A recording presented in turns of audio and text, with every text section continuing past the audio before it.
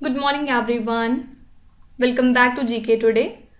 आई hope आप सब बिल्कुल ठीक होंगे और आज हम डिस्कस करेंगे 8 जुलाई के सबसे मोस्ट इम्पॉर्टेंट करंट अफेयर्स।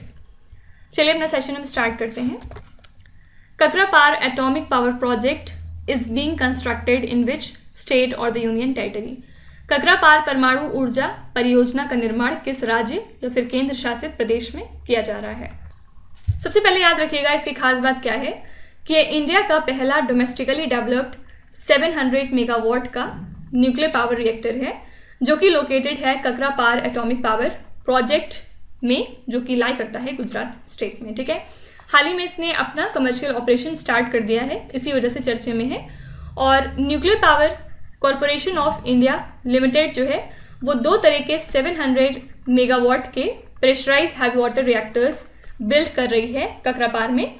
और याद रखिएगा इसके पहले ये 220 मेगावाट का 2 पावर प्लांट ऑलरेडी स्टार्ट कर चुकी है। ठीक है, तो याद रखिएगा ककरापार एटॉमिक पावर प्रोजेक्ट आजकल इसी वजह से न्यूज़ में है। और इसकी लोकेशन क्या है, तो आंसर है गुजरात। चलिए कुछ यहाँ पे पावर प्लांट्स की बात करते हैं, थर्मल पावर प्लांट्स की बेसिकली। और थर्मल प्लांट से आप क्या समझते हैं? देखिए, थर्मल पावर स्टेशन या थर्मल पावर प्लांट ऐसे पावर स्टेशन को बोलते हैं जो कि अपनी इलेक्ट्रिसिटी को जनरेट करते हैं फ्रॉम हीट। ठीक है, और इसके लिए ये डिफरेंट तरह के सोर्सेज का यूज़ करते हैं इस हीट को प्रोड्यूस करने के लिए। लाइक कोल, सबसे पहले कोल ही यूज़ किया जाता है। इसके अलावा ऑयल, नेचुरल गैस और कुछ जियोथर्मल सोर्सेज को यूज़ किया जाता है। ठीक है, और थर्मल पावर प्लांट्स फर्दर फिर 2 कैटेगरीज में डिवाइडेड होते हैं। फर्स्ट है फॉसिल फ्यूल्स और सेकेंड है रिन्यूएबल एनर्जी सोर्सेज। ठीक है, तो इंडिया में अगर हम बात करें तो कितने तरह के थर्मल पावर प्लांट्स हैं। सबसे पहले महाराष्ट्र स्टेट में देखते हैं। महाराष्ट्र में बहुत सारे थर्मल पावर प्लांट हैं लाइक पारस, फिर इसके अलावा नासिक थर्मल पावर स्टेशन भी यहीं पे है, फिर है कोराडी, इसके अलावा भुसावल है। यहाँ पे भुसावल का नाम आपने सुना होगा जब भी आप कभी मुंबई गए होंगे। इसके अलावा वारधा भी यहीं पे है और एक और इम्पॉर्टेंट कौन सा है, ट्रॉम्बे। ठीक है, ट्रॉम्बे के अलावा उड़ान थर्मल पावर स्टेशन भी यहीं पे है। कुछ ये महाराष्ट्र से पावर स्टेशन हो गए जो एग्जाम में पूछे जाते हैं। सेकेंड है यहाँ पे तमिलनाडु, और तमिलनाडु से कौन कौन से हैं? सबसे पहला है इसमें नेवेली, सेकेंड है मित्तूर, फिर इसके बाद थर्ड है वल्लूर और फोर्थ है एन्नोर। ठीक है, इसके अलावा एक और है ट्यूटिकोरिन। ये सारे के सारे पावर स्टेशन आपके तमिलनाडु में मिल जाएंगे। थर्ड है उत्तर प्रदेश, और उत्तर प्रदेश में बहुत सारे हैं। सबसे पहला है इसमें अनपारा, उसके बाद सेकेंड है पनकी, पनकी का नाम आपने काफ़ी बार सुना होगा। फिर नेक्स्ट है दादरी, इसके बाद है Indira Gandhi thermal power plant, फिर नेक्स्ट है रिहांद, और इसके अलावा एक और है परीक्षा thermal power station. Fourth number पे हम बात करेंगे आंध्र प्रदेश स्टेट की, और यहाँ पे है सबसे इंपॉर्टेंट सिम्हाद्री। सिम्हाद्री का कई बार एग्जाम में पूछा गया है। ठीक है, फिफ्थ है कर्नाटका, और कर्नाटका में है उदुपी। उदुपी भी कई बार पूछा गया है, जो एग्जाम में फ्रिक्वेंटली पूछे जाते हैं, यहाँ पे वही लिख रही हूँ, अदरवाइज ऐसे तो बहुत सारे हैं। फिर नेक्स्ट है बेल्लारी थर्मल पावर स्टेशन, और एक और देख लेते हैं रायचूर। ठीक है, फिर इसके अलावा झारखंड में एक बहुत इंपॉर्टेंट पावर प्लांट है जिसका नाम है बोकारो। बोकारो एग्जाम में कई बार पूछा गया है। फिर इसके अलावा उड़ीसा में एक इम्पॉर्टेंट है जिसका नाम है तालचेर। तालचेर पावर स्टेशन भी एग्जाम में पूछा गया है, तालचेर का नाम जरूर याद रखिएगा। इसके अलावा फिर छत्तीसगढ़ में है कोरबा थर्मल पावर प्लांट और बिलासपुर। ठीक है, तो ये कुछ पावर प्लांट्स हैं जो एग्जाम में स्टैटिक जीके के फॉर्म में आपसे पूछे जाते हैं, इनका नाम आपको याद में रखना है। नेक्स्ट क्वेश्चन है, ministry of defence entered into a contract with which company for medium refit with life certification of INS शंकुश।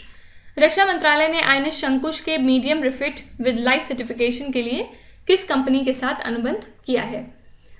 तो मिनिस्ट्री ऑफ डिफेंस ने हाल ही में ये कॉन्ट्रैक्ट साइन किया है मैज़गॉन डॉक शिप बिल्डर्स लिमिटेड के साथ मुंबई में for the medium refit with life certification सब सरफेस किलर क्लास की सबमरीन जिसका नाम है आईएनएस शंकुश के लिए। ठीक है, और ओवरऑल कॉस्ट इस प्रोजेक्ट की रहेगी 2725 करोड़ रुपीज़। और याद रखिएगा ये सेकेंड HDW क्लास की सबमरीन है जो कि NRLC को अंडरगो कर रही है, और ये प्रोसेस कंप्लीट हो जाएगा बाय द मंथ ऑफ अगस्त 2023। ठीक है, तो याद रखिएगा इस पर्पज़ के लिए मिनिस्ट्री ऑफ डिफेंस ने मैज़गॉन डॉकयार्ड शिप बिल्डर्स लिमिटेड के साथ पार्टनरशिप करी है। देखिए, इसके अलावा कौन सी यूनियन मिनिस्ट्री है जिसने हाल ही में लॉन्च किया है टोमेटो ग्रैंड चैलेंज हैकेथॉन। तो इसको लॉन्च किया है डिपार्टमेंट ऑफ कंज्यूमर अफेयर्स ने। किस लिए? इनोवेटिव आइडियाज़ को इनवाइट करने के लिए at the different levels of the tomato value chain, ताकि टोमेटो की जो अवेलेबिलिटी है वो इंश्योर हो सके कंज्यूमर्स के लिए और उनको वो अफोर्डेबल प्राइसेस पे मिल सके, जिससे कि जो टोमेटो के फार्मर्स हैं उनको उनके प्रोड्यूस का एक अच्छा रिजल्ट मिल सके। ठीक है, और इस हैकेथॉन को फॉर्मुलेट किया है डिपार्टमेंट ऑफ कंज्यूमर अफेयर्स ने in collaboration with innovation cell of ministry of education. ठीक है, तो यहाँ पे अगर आपसे पूछा जाए कि कौन सी मिनिस्ट्री है जिसने टोमेटो ग्रैंड चैलेंज हैकेथॉन को लॉन्च किया, तो ये है मिनिस्ट्री ऑफ कंज्यूमर अफेयर्स। देखिए, इसके अलावा कौन सी यूनियन मिनिस्ट्री है जिसने हाल ही में ये प्रोजेक्ट अनाउंस किया है कि ये इंस्टॉल करेंगे ट्रांसपॉन्डर्स को सी वेसल्स के अंदर। सबसे पहले ट्रांसपॉन्डर्स क्या होते हैं? ये एक तरह का वायरलेस ट्रैकिंग डिवाइस होता है जो कि रेडियो फ्रिक्वेंसीज का यूज़ करके फंक्शन करता है। ठीक है, और जो नेशनल रोल आउट प्रोजेक्ट है for vessel communication and support system, जिसमें कि इंक्लूड किया गया है कि ट्रांसपॉन्डर्स को इंस्टॉल किया जाएगा, इसको अप्रूवल दे दी है सेंट्रल गवर्नमेंट ने। और इस इनिशिएटिव का एम है लगभग 1 लाख फिशिंग वेसल्स को इक्विप करना सभी कोस्टल स्टेट्स और इंडिया की यूनियन टेरिटरीज में। ठीक है, तो बस याद रखिएगा कि कौन सी यूनियन मिनिस्ट्री ने ये ट्रांसपॉन्डर्स इंस्टॉल करने का फैसला किया है सी वेसल्स के अंदर। तो आंसर हो जाएगा ministry of fisheries, animal husbandry and dairying. आपको बताना है कि प्रेजेंट में इसके मिनिस्टर कौन है। नेक्स्ट क्वेश्चन है, national space mission for earth observation is associated with which country? पृथ्वी अवलोकन के लिए राष्ट्रीय अंतरिक्ष मिशन किस देश से संबंधित है? तो बजट कॉन्स्ट्रेंट की वजह से ऑस्ट्रेलिया जो है वो फोर्स किया गया है to abandon this national space mission for earth observation. और इस प्रोग्राम का मेन गोल था to develop, build and operate total 4 satellites का सेट, जिनको कि लॉन्च किया जाता 2028 से लेके 2033 के बीच में। और इनका पर्पस था अर्थ ऑब्जर्वेशन डेटा के बारे में कुछ क्रूशल इंफॉर्मेशन कलेक्ट करना। ठीक है, तो ये जो मिशन है ये ऑस्ट्रेलिया का था, लेकिन फिलहाल इसको अबैंडन करना पड़ा है because of budget constraint and financial problems of Australia. ठीक है, तो याद रखिएगा ये प्रोजेक्ट है ऑस्ट्रेलिया का। कुछ इंटरनेशनल करंट अफेयर्स की यहाँ पे बात करें तो फर्स्ट बात यहाँ पे याद रखिएगा कि इंडिया जो है वो रिमूव कर दिया गया है from United nation secretary generals report on impact of armed conflict on children. ठीक है, ये जो रिपोर्ट जारी हुई थी इसमें अब इंडिया का नाम नहीं है, कुछ और कंट्रीज लेकिन फिर भी इसमें मौजूद हैं। प्रेजेंट में यूनाइटेड नेशंस के सेक्रेटरी जनरल कौन है? तो ये हैं एंटोनियो गुटेरेस, और ये अपना सेकेंड टर्म रन कर रहे हैं। इसके अलावा हाल ही में ग्रीस ने अपना नया प्राइम मिनिस्टर नियुक्त कर लिया है और इनका नाम है किरियाकोस मित्सोताकिस। ठीक है, फिर थर्ड नंबर पे हैं फिनलैंड के नए प्राइम मिनिस्टर। फिनलैंड ने भी अपना नया प्राइम मिनिस्टर नियुक्त कर लिया है और इनका नाम है पेट्री ओर्पो। ठीक है, और याद रखिएगा फिनलैंड 31st कंट्री है जिसने हाल ही में नाटो को ज्वाइन किया हुआ है। फिर फोर्थ न्यूज़ यहाँ पे इंपॉर्टेंट क्या है कि ईरान जो है वो फुल मेंबर बन चुका है शंघाई कोऑपरेशन ऑर्गेनाइजेशन का। शंघाई कोऑपरेशन ऑर्गेनाइजेशन की बात करें तो इसको फाउंड किया गया था 2001 में और इंडिया ने इस ऑर्गेनाइजेशन को ज्वाइन किया था 2017 में। ईरान की बात करेंगे यहाँ पे तो इसके प्रेसिडेंट फिलहाल कौन है? Ebrahim Raisi. Okay, next question है, Subansiri lower hydro electric project has been build in which Indian states? Subansiri lower hydro electric project किस राज्य में बनाया गया है? तो NHPC लिमिटेड ने हाल ही में सक्सेसफुली कंक्लूड कर लिया है डैम का कंस्ट्रक्शन जो कि बनाया जा रहा था इस Subansiri lower hydro electric project पे, और इसकी कैपेसिटी है 2000 मेगावाट और ये लाई करता है 2 स्टेट्स में, अरुणाचल प्रदेश और असम में। ठीक है, तो यहाँ पे एक डैम बनाया जा रहा था जो सक्सेसफुली कंस्ट्रक्ट किया जा चुका है, इसी वजह से ये प्रोजेक्ट आजकल न्यूज़ में है। याद रखिएगा ये 2 स्टेट में लाई करता है, अरुणाचल प्रदेश और असम में। अब कुछ स्टेट्स की स्कीम की यहाँ पे अगर बात करें तो फर्स्ट है अन्नभाग्य स्कीम, जिसके बारे में आज के लेक्चर में आगे एक क्वेश्चन भी आने वाला है। अन्नभाग्य स्कीम कौन से स्टेट का है? तो आंसर है कर्नाटका। ठीक है, इसका एम है फ्री राइस प्रोवाइड करना BPL फैमिलीज़ को, लेकिन आजकल किस वजह से ये न्यूज़ में है? क्योंकि इस स्कीम ने काफ़ी ज़्यादा ऑब्स्टेकल फेस किया है हाल ही में, क्योंकि राइस सप्लाई की शॉर्टेज हो गई थी स्टेट के अंदर। ठीक है, प्रेजेंट में कर्नाटका के चीफ मिनिस्टर कौन है? सिद्धरामैया, और डेप्यूटी चीफ मिनिस्टर हैं DK Shiva Kumar. Second scheme है यहाँ पे Nanda Baba milk mission scheme, और ये स्कीम है उत्तर प्रदेश स्टेट की। इसका एम है मिल्क प्रोड्यूसर्स को एम्पावर करना स्टेट के अंदर by establishing dairy cooperative societies. ठीक है, और उत्तर प्रदेश के बारे में ये भी याद रखिएगा कि उत्तर प्रदेश के चीफ मिनिस्टर योगी आदित्यनाथ जी ने डिसाइड किया है कि अब से जो भी यहाँ पे प्रिजन्स हैं उनको आप रिफॉर्म होम के नाम से जानेंगे, ठीक है। तो अब से उत्तर प्रदेश में प्रिजन्स का नाम पलट के रिफॉर्म होम्स रख दिया गया है। थर्ड न्यूज़ है यहाँ पे अबाउट नामो शेतकारी महासम्मान योजना, और ये भी योजना किस स्टेट की है? महाराष्ट्र की। इसका एम है सपोर्ट प्रोवाइड करना स्टेट के फार्मर्स को, ठीक है। फिर इसके बाद फोर्थ है मुख्यमंत्री सीखो कमाओ योजना, ठीक है, और ये योजना है मध्य प्रदेश स्टेट की। फाइन। नेक्स्ट क्वेश्चन है Durand cup which was seen in the news recently is associated with which sport. Durand cup जो खबरों में देखा गया था किस खेल से संबंधित है? तो जो ट्रॉफी टूर है for 132nd edition of Durand cup, इसको हाल ही में लॉन्च कर दिया गया है और ये इंडिया का ओल्डेस्ट फुटबॉल टूर्नामेंट है। तो ये टूर्नामेंट कब से कब तक होगा? 3 अगस्त से लेके 3 सितंबर तक 2023 में, और इसके लिए वेन्यू क्या रखा गया है इस साल? तो आंसर है कोलकाता, ठीक है। तो इस साल के एडिशन में टोटल 24 टीम्स पार्टिसिपेट कर रही हैं इस टूर्नामेंट में, और इसके अलावा खास बात क्या है कि नेपाल, भूटान और बांग्लादेश भी इस टूर्नामेंट में पार्टिसिपेट करेंगे after a gap of 27 years. Fine. तो डूरंट कप फुटबॉल से रिलेटेड है और अगस्त और सितंबर के मंथ में ये होगा यहाँ पे कोलकाता में। अब यहाँ पे कुछ स्पोर्ट रिलेटेड करंट अफेयर्स की बात करें तो फर्स्ट है इसमें एशियन कबड्डी चैंपियनशिप 2023। इस चैंपियनशिप को जीता है इंडिया ने किस कंट्री को हरा के? तो इंडिया ने हराया था ईरान को, ठीक है। सेकेंड है फीफा अंडर 20 वर्ल्ड कप 2023, और इसकी विनर कौन सी कंट्री थी? तो आंसर है उरुग्वे, ठीक है। उरुग्वे ने इस चैंपियनशिप को जीता है इटली को हरा के। थर्ड है इसमें फ्रेंच ओपन, और फ्रेंच ओपन को हाल ही में जीत लिया था नोवाक जोकोविच ने, किसको हरा के? कैस्पर रूट को, और नोवाक जोकोविच सर्बिया कंट्री को बिलोंग करते हैं और कैस्पर रूट नॉर्वे को। और फोर्थ है यहाँ पे वर्ल्ड स्क्वैश चैंपियनशिप, और वर्ल्ड स्क्वैश चैंपियनशिप जीती है इजिप्ट कंट्री ने, किसको हरा के? तो इन्होंने हराया था मलेशिया कंट्री को, और इसके लिए वेन्यू इंडिया रखा गया था, ठीक है। याद रखिएगा थर्ड पोजीशन पे 2 कंट्रीज एक साथ थी इसमें, इंडिया और जापान। फाइन। नेक्स्ट क्वेश्चन है which institution develop the light combat aircraft Tejas. किस संस्था ने लाइट कॉम्बैट एयरक्राफ्ट तेजस को विकसित किया है?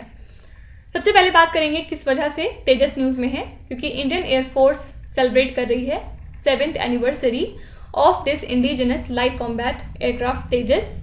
और कब होती है इसकी एनिवर्सरी? 1 जुलाई 2023 को 7 साल इसके कंप्लीट हो चुके हैं। तेजस का नाम रखा गया था 2003 में, और ये एक तरह की वर्सेटाइल प्लेटफॉर्म है जो कि एक्सेप्शनल कैपेबिलिटीज़ के साथ मौजूद है अपनी कैटेगरी में, और इसको डिज़ाइन किया था defence research and development organisation ने। और ये जो तेजस है ये परफॉर्म कर सकती है different roles of air defence, maritime reconnaissance and strike, और अपने रोल्स को स्विच कर सकती है with just a press of a button, ठीक है।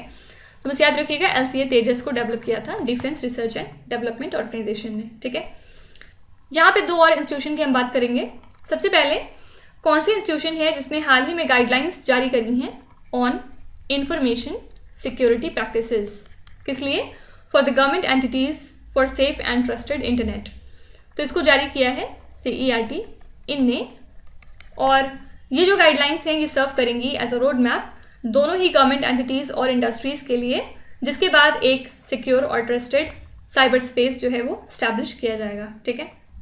इसके अलावा ग्लोबल बायोडाइवर्सिटी फ्रेमवर्क फंड कौन सी इंस्टीट्यूशन से रिलेटेड है आपको ये बताना है।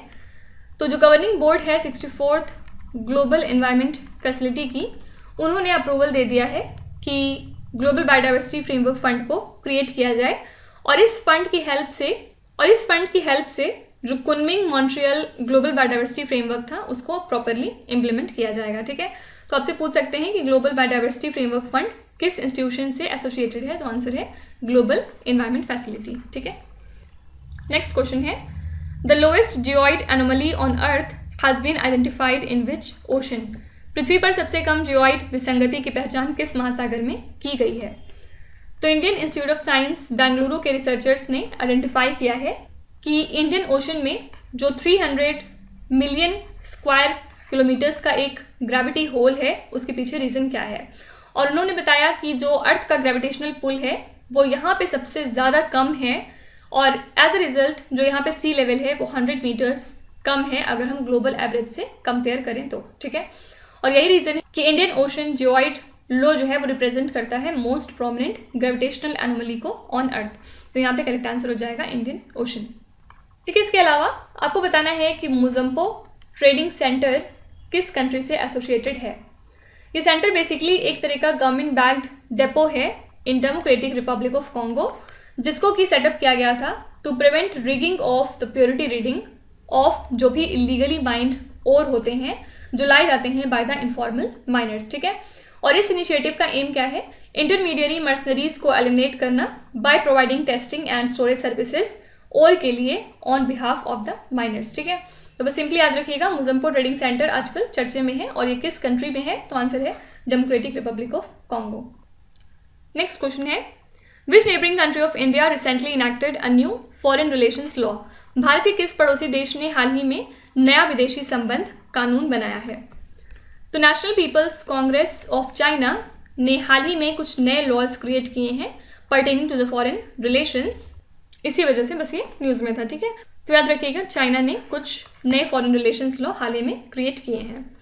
इसके अलावा कुछ और इंटरनेशनल करंट अफेयर्स यहाँ पे देखें तो हाल ही में फर्स्ट मुस्लिम वुमेन फेडरल जज कौन हो चुकी हैं यूएस की हिस्ट्री में, तो ये इनका नाम है नुसरत चौधरी। ये अपॉइंटमेंट बहुत इंपॉर्टेंट है क्योंकि फर्स्ट ऑफ ऑल ये वुमेन एम्पावरमेंट से एसोसिएटेड है और दूसरा माइनॉरिटी से, ठीक है। तो इसी वजह से याद रखिएगा कि नुसरत चौधरी पहली मुस्लिम वुमेन फेडरल जज हो चुकी हैं यूएस की हिस्ट्री में। इसके अलावा यूएस यूनेस्को को बहुत जल्दी ज्वाइन करने वाला है। फिर यूके ने हाल ही में अपॉइंट किया है जेन मैरियट को as its first women envoy to the country Pakistan, ठीक है। और वर्ल्ड मेट्रोलॉजिकल ऑर्गेनाइजेशन ने हाल ही में अपॉइंट किया है सेलेस्टे सोलो को as its first female secretary general, ठीक है। नेक्स्ट क्वेश्चन है Wiener Zeitung one of the world's oldest newspapers was published in which country.